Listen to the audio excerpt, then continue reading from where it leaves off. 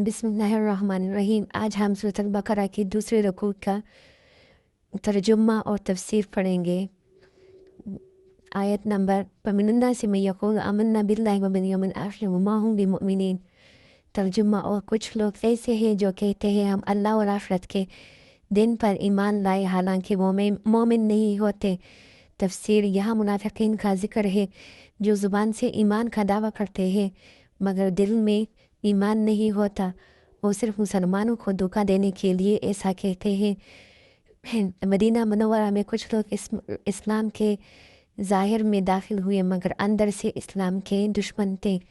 हदीस, नबी करीम सल्लल्लाहु अलैहि वसल्लम ने फरमाया, मुनाफिक की 3 निशानियाँ हैं। जब बात करे तो झूठ बोले, वादा करे तो खिलाफ करे और अमानत में खयानत करे। आयत नंबर 9। तर्जुमा, ये अल्लाह और ईमान वालों को धोखा देना चाहते हैं, हालांकि वो सिर्फ अपने आप को धोखा देते हैं। तफसीर, मुनाफिक समझते हैं कि वो मुसलमानों को नुकसान पहुंचा रहे हैं, लेकिन हकीकत में वो अपनी आखिरत ख़राब कर रहे हैं। आयत नंबर 10। तर्जुमा, उनके दिलों में बीमारी है और अल्लाह ने उनकी बीमारी को बढ़ा दिया है।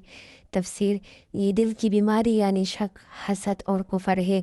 जब इंसान हक को रद्द करता है तो उसकी हालत मज़ीद ख़राब हो जाती है।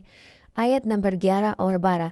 तर्जुमा, जब उनसे कहा जाता है कि ज़मीन में फसाद ना फैलाओ तो कहते हैं हम तो इस्लाह करने वाले हैं।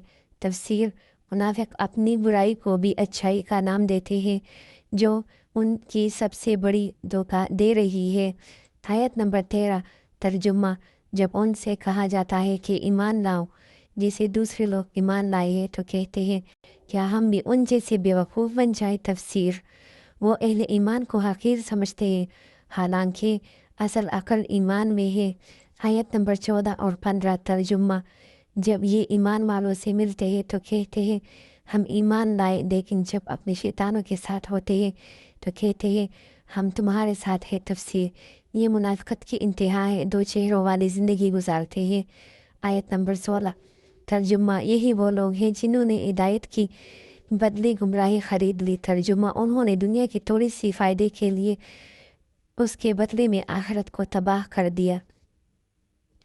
अहम सबक, मुनाफिकत सबसे ख़तरनाक रूहानी बीमारी है। सच्चाई और इखलास ईमान की बुनियाद है। ज़ाहिरी ईमान काफ़ी नहीं, दिल का ईमान ज़रूरी है।